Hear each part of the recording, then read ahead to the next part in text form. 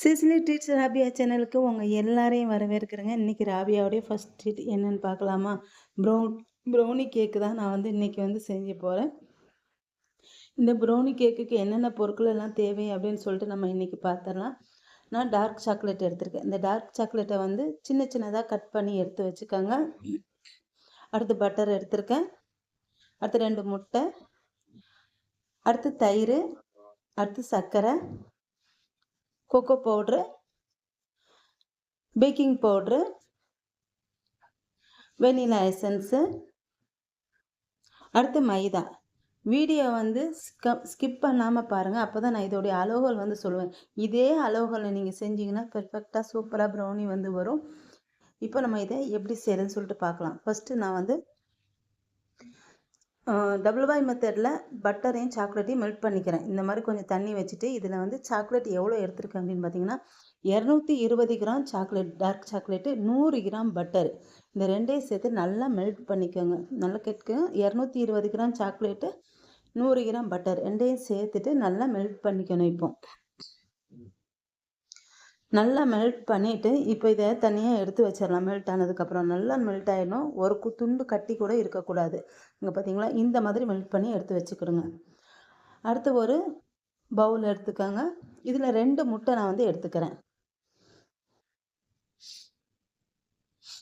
இந்த 2 முட்டை எடுத்துட்டு இதில் வந்து வெனிலா எசன்ஸு ஒரு 1/4 பிஞ்சு உப்பு சேர்த்துக்கோங்க.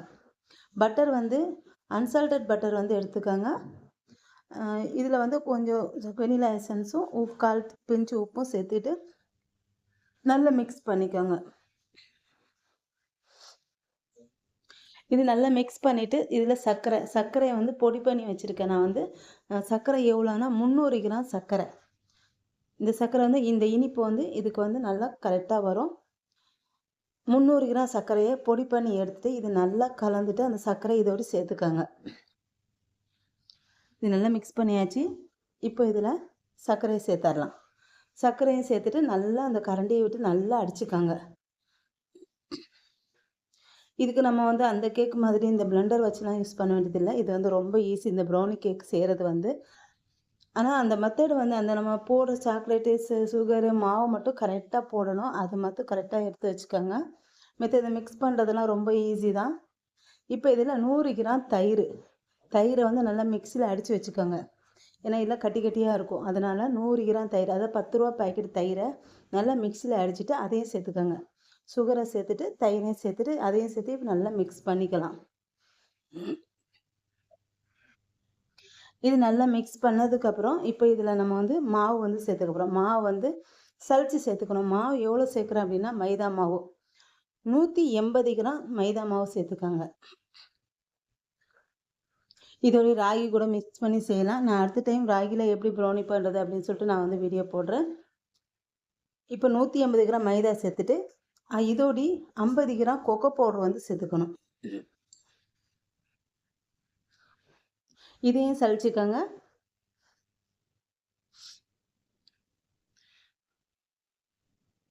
அடுத்து இதோடைய பேக்கிங் பவுடர் வந்து ஒரு 1/2 டீஸ்பூன் வந்து சேர்த்துக்கோங்க. தயிர் எதுக்கு சேர்க்குறேன்னா நம்ம வந்து நல்லா சாஃப்டாக வரும். ப்ரௌனி வந்து நல்லா சாஃப்டாக வரும். அது எக்கு சாஃப்டாக வரும். ஆனால் தயிர் இன்னும் சாஃப்ட் கொடுக்கும். அதனால் நான் வந்து 2 முட்டை 100 கிராம் தயிர் சேர்த்துருக்கேன். உங்களுக்கு விருப்பம்னா 4 முட்டை சேர்த்துக்கோங்க. நான் வந்து 2 முட்டை ஒரு 100 கிராம் தயிர் மட்டும் சேர்த்துருக்கேன். நல்லா சாஃப்டாக வரும். நல்லா டேஸ்ட்டும் நல்லாயிருக்கும் அப்படிங்கிறதுக்காண்டி நான் அதே மாதிரி நான் செஞ்சேன். அதே மாதிரியே எனக்கு வந்து கிடச்சிது. நல்லா சாஃப்டாக மேலே வந்து நல்லா கிறிஸ்பியாக வந்து வந்தது. இப்போ பேக்கிங் பவுடர் வந்து சேர்த்துக்கலாம். சேர்த்துட்டு இது எல்லாத்தையுமே நல்லா மிக்ஸ் பண்ணிக்கோங்க. ரொம்ப கெட்டியாக இருந்துச்சுன்னா ஒரு கால் கிளாஸு பால் வந்து சேர்த்துக்கோங்க. ரொம்ப கெட்டியாக இருந்துச்சுன்னா மட்டும் அப்படி சேர்த்துக்கோங்க, இல்லைன்னா வேண்டாம். இப்போ பாருங்கள், இது நல்லா மிக்ஸ் பண்ணியாச்சு. இப்போ நம்ம மெல்ட் பண்ணி வச்சுருக்க சாக்லேட்டையும் பட்டரையும் வந்து சேர்த்துக்கிறேன். இப்போ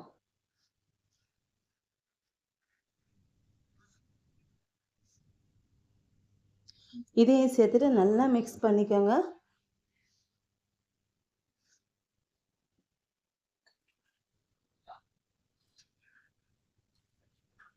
இது நல்லா கலந்து விட்டுக்கணும். நல்லா எல்லாம் இந்த சாக்லேட்டு அந்த அந்த பேட்டர்லாம் நல்லா மிக்ஸ் ஆகி வர மாதிரி நல்லா கலந்து விட்டுக்கோங்க. இது கலந்து விட்டுட்டு நம்ம வந்து ஒரு 20 கிராம் சாக்லேட்டு, இந்த டார்க் சாக்லேட் வந்து உடச்சி வச்சுக்கோங்க.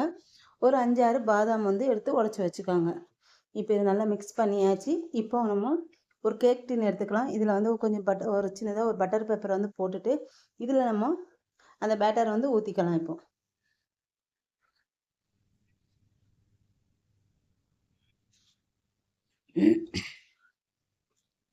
இதில் ஊற்றிட்டு நம்ம ஒரு 4, 5 பாதாம் உடச்சி வச்சுருக்கோம். இது நல்லா எல்லா பக்கம் நல்லா பரத்தி விட்டுட்டு அந்த பாதாம் வந்து மேலே போட்டுக்கோங்க, தூவி விட்டுக்கோங்க. அடுத்து வந்து நம்ம அந்த ஒரு 20 கிராம் சாக்லேட்டை உடச்சி வைக்க சொன்னோம் பார்த்தீங்களா, அந்த சாக்லேட்டை வந்து அதேமாதிரி மேலே வந்து இது அந்த பாதாம் சேப் போட்டுட்டு அந்த சாக்லேட்டையும் மேலே தூவி விட்டுக்கோங்க.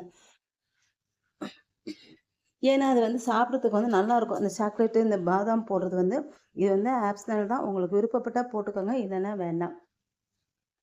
இது சாப்பிட்றதுக்கு க்ரன்ச்சி அந்த சாக்லேட்டும் இந்த பாதாமும் இந்த கேக் சாப்பிடும்போது சாப்பிட்றதுக்கு நல்லா க்ரன்ச்சியாக சூப்பராக இருக்கும். அதுக்காக வேண்டி நான் வந்து இது வந்து போடுறேன். ஒரு 20 கிராம் சாக்லேட்டை நல்லா உடச்சிட்டு இந்த மாதிரி சேர்த்துக்கோங்க.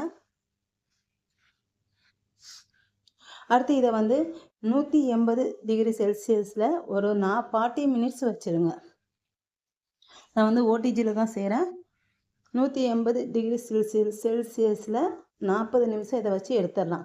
இப்போ பாருங்கள், நம்ம எடுத்துட்டு நம்ம இதை வந்து பார்க்கலாங்க. பாருங்கள், எடுத்தாச்சு. எந்த மாதிரி வந்திருக்கு பாருங்கள். மேலே நல்லா கிறிஸ்பியாக இருக்கும், கீழே நல்லா சாஃப்டாக இருக்கும்.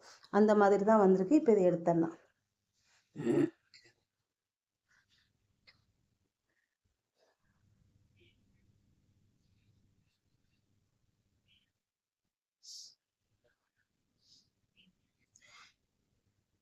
எடுத்தாச்சுங்க. பாருங்கள், மேலே கீழே எப்படி சாஃப்டாக வந்திருக்கு பாருங்கள்.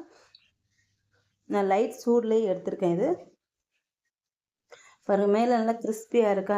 இப்படி தாங்க இருக்கணும். இந்த ப்ரௌனி வந்து மேலே வந்து கிறிஸ்பியாகவும் கீழே வந்து ஃபஜ்ஜியாக இருந்தால் சூப்பராக இருக்கும். அந்த பாருங்கள் எப்படி இருக்குது பாருங்கள். இந்த மாதிரி தான் இருக்கும். கண்டிப்பாக இதே மெஷர்மெண்ட்டில் நீங்களும் செஞ்சு பாருங்கள், சூப்பராக இருக்கும்.